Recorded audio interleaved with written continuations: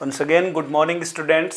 आज हम पढ़ेंगे नेक्स्ट त्रिकोणमितीय अनुपातों के 30 degree, 60 degree, 45 degree, 0 degree, 90 degree. इन अनुपातों का मान क्या होता है। जैसे मान लीजिए साइन 30 डिग्री का मान क्या होगा।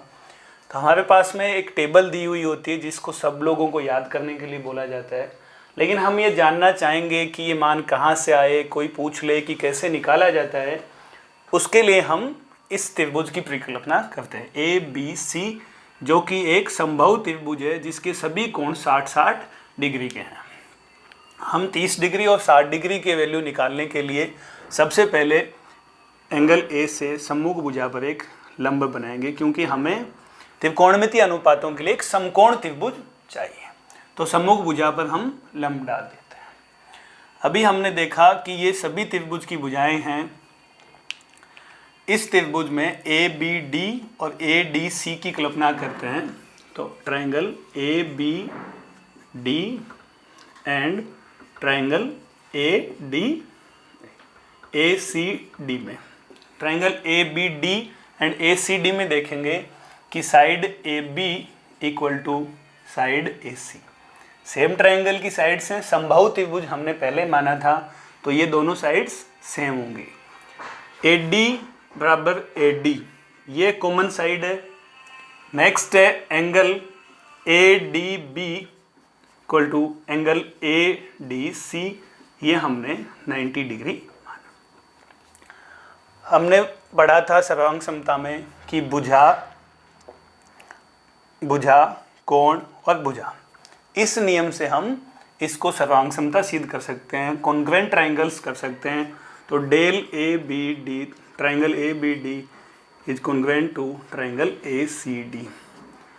अभी CPCT संगत कोणों के संगत त्रिभुजों के संगत जो अनुपात होंगे, भुजाएं होंगी, कोण होंगे, सभी समान होंगे। तो ये कोण 90 डिग्री है, तो ये भुजा BD DC के इक्वल होगी। क्यों होगी? क्योंकि ये दोनों ट्रायंगल अभी हमारे पास में सर्वांगसम है। और ये एंगल हमारे पास 30 डिग्री का बच गया, ये 60, ये 30 और ये 90, 180 डिग्री हो गई। सिमिलरली ये भी 30 डिग्री का बच गया हमारे पास। अब हम त्रिभुज की भुजाओं के बारे में देखेंगे।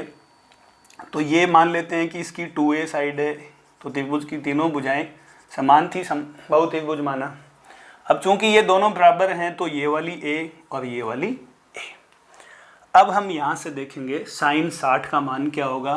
तो सबसे पहले हमने जो पढ़ा कि साइन थीटा की वैल्यू क्या होती है, तो वही याद रखना है आपको।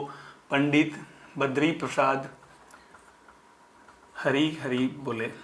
तो हमारे पास में ये एक इनिशियली याद रखने के लिए है कि परपेंडिकुलर अपॉन हाइपोटेनस, अर्थात लंब बटा कर्ण होगा।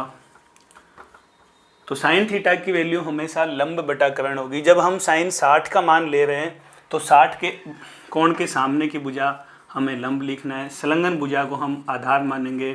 ये परपेंडिकुलर हो गया, ये बेस हो गया।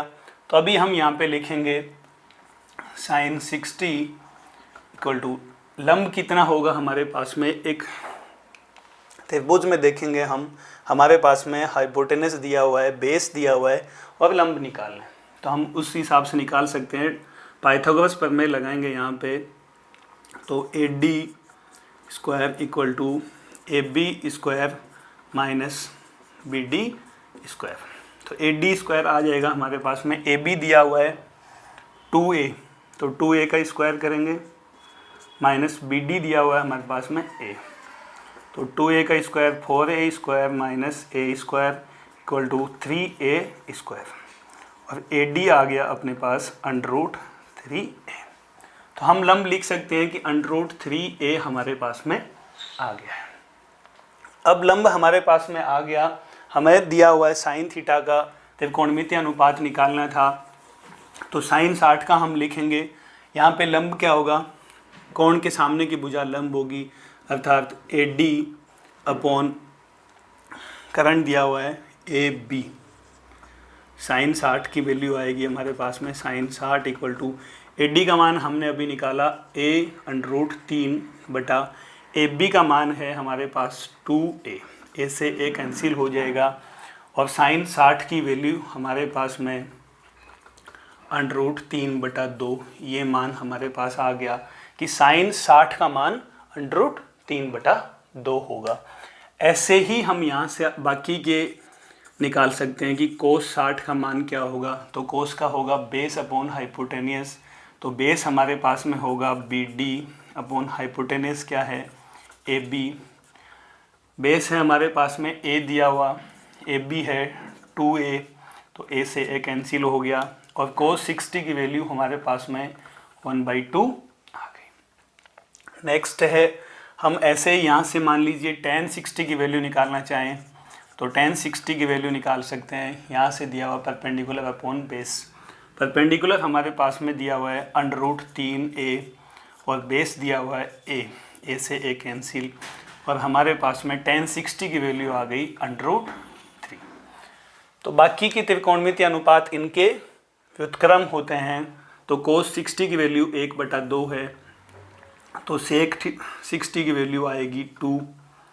sin 60 का उल्टा होगा cosec 60, उसका वैल्यू आएगा इसका जस्ट अपोजिट 2। और ऐसे ही cot 60 की वैल्यू आएगी हमारे पास में 1/√3। तो यह हमने सभी त्रिकोणमितीय अनुपातों का 60 डिग्री के लिए मान निकाला है। अभी हम निकालेंगे 30 डिग्री के लिए मान। तो सिमिलरली इसी पोर्शन में, इसी त्रिभुज में हम देखेंगे कि कैसे मान निकाल सकते हैं हम। सबसे पहले हमें इस बार देखना है कि 30 डिग्री का मान निकालना है। तो 30 डिग्री के सामने की भुजा को हम लंब मानेंगे और संलग्न भुजा जो है वो आधार होगी। तो ये लंब हो गया, ये आधार हो गया।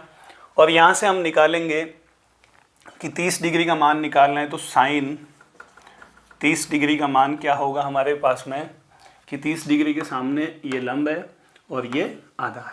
साइन का मान हमारे पास दिया हुआ था परपेंडिकुलर अपॉन हाइपोटेनियस, यानी कि लंब बटा कर्ण। हमारे पास लंब क्या दिया हुआ है A और कर्ण दिया हुआ है हमारे पास 2A। A से A कैंसिल, साइन 30 का मान आ गया 1/2। ऐसे ही हम कोस 30 का मान निकालेंगे।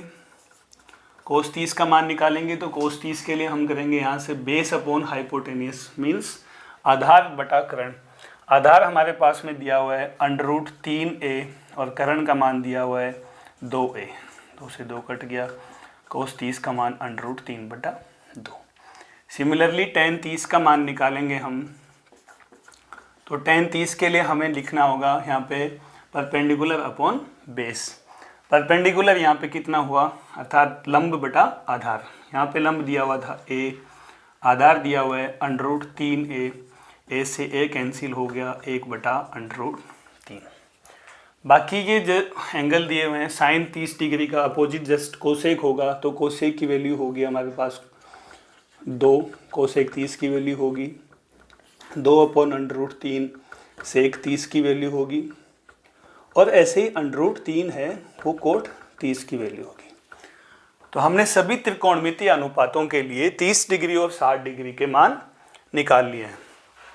नेक्स्ट वीडियो में हम 45 डिग्री और 0 और 90 के निकालेंगे।